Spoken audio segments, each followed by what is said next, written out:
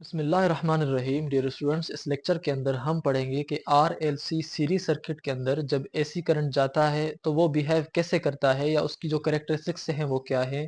और RLC circuit में जब ये तीन कंपोनेंट रेजिस्टर, इंडक्टर, कैपेसिटर जब तीनों एक ही सर्किट के अंदर लगे होते हैं तो फिर ओवरऑल जो आउटपुट पर असर पड़ता है वो क्या पड़ता है।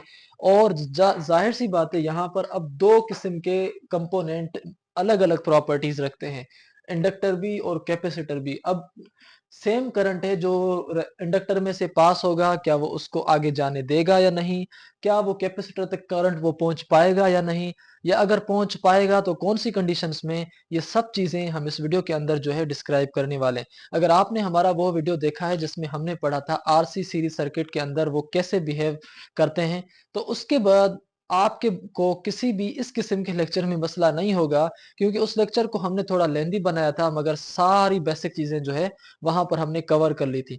इसलिए हम यहाँ पर इन चीजों को थोड़ा जल्दी जल्दी पढ़ के जाएंगे ताकि हम इस टॉपिक का जो मेन हिस्सा है वो हम कवर करें।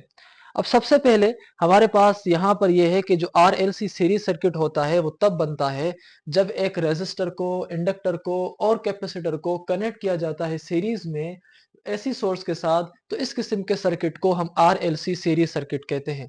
अब यहाँ पर देखें आप, रेजिस्टर है, इंडक्टर है और कैपेसिटर है, तो हम कहेंगे आर एल सी।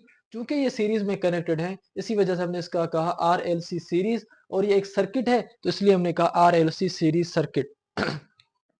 अब दूसरी चीज ये कि आरएलसी सीरीज सर्किट के अंदर ये तीनों कंपोनेंट्स आपके सीरीज में कनेक्टेड हैं।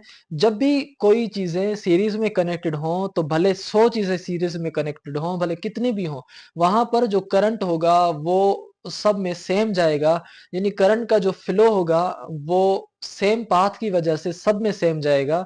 तभी हमने कहा कि current flow same both in resistor, inductor and capacitor. तो यहाँ पर हम बोथ नहीं लिखेंगे, यहाँ पर हम लिखेंगे कि in resistor and then inductor and in capacitor, यानी कि तीनों में जो है वो आपका सेम रहेगा। उसके बाद जो आपका वोल्टेज है, जो यहाँ पर होगा, जो यहाँ पर होगा, जो यहाँ पर होगा, वो वोल्टेज तीनों में अलग अलग होगा। सीरीज में वोल्टेज सारे कंपोनेंट्स का अलग अलग होता है। तो हमने लिखा voltage is different across R, across L and across C. तो वोल्टेज अक्रॉस रेजिस्टर जो होगा वो कहलाया जाएगा वी आर के नाम से, वोल्टेज अक्रॉस इंडक्टर कहलाया जाएगा वी एल के नाम से, वोल्टेज अक्रॉस कैपेसिटर कहलाया जाएगा वी क्रॉस के नाम से। और ये जो आई करंट है ये सब के अंदर से सेम और एक जैसा ही फ्लो होगा। अब दूसरी चीज, यहाँ पर ये कैरेक्टरिस्टिक्स हमने ऑलरेडी बार बार डिस्क्राइब कर चुके हैं, लेकिन मैं यहाँ पर इन चीजों को थोड़ा शॉर्ट शॉर्ट में आपको बताता चलूं कि आर एलसी सीरीज सर्किट में जो रेजिस्टर है वो वैसा ही बिहेव करेगा जैसा हमने इस टॉपिक के अंदर पढ़ा। इंडक्टर के अंदर जो करंट होगा वो इस किस्म वैसा ही बिहेव करेगा जैसा हमने इस टॉपिक के अंदर पढ़ा। और कैपेसिटर भी जैसा हमने पढ़ा इस टॉपिक के अंदर वैसी ही इसकी प्रॉपर्टीज होंगी। मगर आप थोड़ा इनको पढ़ें कि रेजिस्टर के अंदर जो हमने पढ़ा था एसी थ्रो आर वाले टॉपिक के अंदर, कि बोथ वोल्टेज एंड करंट जो होते हैं हमारे वो इन फेज होते हैं, यानी वोल्टेज भी और करंट भी वो दोनों एक साथ साथ चलते हैं। इन फेज होने की वजह से यहाँ पर जो वोल्टेज और करंट के दरमियान एंगल है वो 0 डिग्री है, और उसकी वजह से यहाँ पर जो वोल्टेज और करंट हैं वो भी एक ही लाइन पर चलेंगे क्योंकि वो इन फेज है।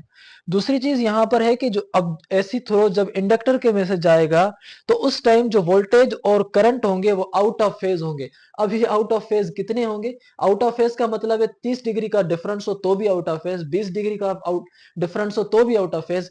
ये जो अगर आउट ऑफ फेज है तो वो एक दूसरे से कितना आगे पीछे हैं? तो हमने कहा कि यहाँ पर इंडक्टर्स के अंदर जो करंट है आई वो आपका करेगा लेग, और जो वोल्टेज है वी वो आपका करेगा लीड, क्योंकि वहां पर बैक ईएमएफ है। अब ये बैक ईएमएफ की वजह से क्यों लेग और लीड कर रहे हैं और वजह क्या है इनकी लीड और लेग करने की, ये हमने इन टॉपिक्स के अंदर स्पेशली इन चीजों के जवाब दे दिए हैं। अगर आपने हमारे वो वीडियोस नहीं देखे तो वो आप जरूर देखें। उसके बाद यहाँ पर जो एंगल या फेज डिफरेंस होगा करंट के दरमियान और वोल्टेज के दरमियान 90 डिग्री है।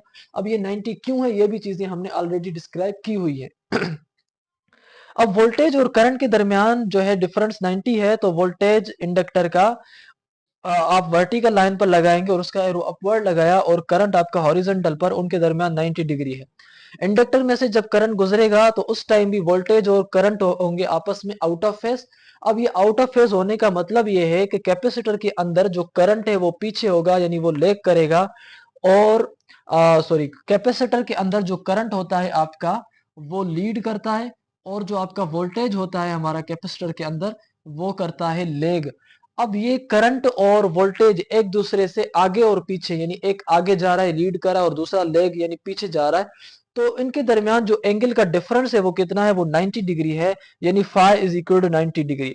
अब आपके पास अगर कोई कैपेसिटर हो या कैपेसिटर की कोई क्वांटिटी शो करनी होती है फेजर डायग्राम में, तो उसके लिए हमने कैपेसिटर वाले वैल्यू का वर्टिकल लाइन पर जो एरो देना होता है वो हम डाउनवर्ड देते हैं, और करंट आपका हॉरिजॉन्टली सेम है, तो उनके दरमियान 90 डिग्री बताती है कि वोल्टेज और करंट के दरमियान जो एंगल बन रही है वो 90 डिग्री बन रही है। अब ये तीनों चीजें आपने यहां पर कर ली क्लियर कि भाई इन तीनों चीजों का करंट के साथ क्या बिहेवियर है। जैसे हमने कहा कि भाई करंट तीनों में सेम फ्लो होगा, यहां पर फ्लो हो रहा था तो करंट और वोल्टेज साथ साथ थे। जब यहां पर करंट पहुंचा तो करंट जो है वो पीछे हो गया, वोल्टेज आगे हो गया। जब यहां पर वो करंट पहुंचा तो जो करंट है वो आगे हो गया और वोल्टेज पीछे हो गया। तो इस हिसाब से आपने देखा कि एक ही सर्किट के अंदर कभी करंट साथ साथ चल रहा है वोल्टेज के, तो कभी करंट वोल्टेज के पीछे पीछे चल रहा है, तो कभी करंट वोल्टेज के आगे आगे चल रहा है। अब ये जो फर्क है, ये फर्क आपका आरएलसी सर्किट के अंदर आता है, जिसकी वजह से फ्रीक्वेंसी यहां पर अलग, यहां पर अलग, यहां पर अलग। तो ये चीजें हमें हेल्प आउट करती हैं सर्किट्स के अंदर, कैसे ये हम सब पढ़ेंगे अभी।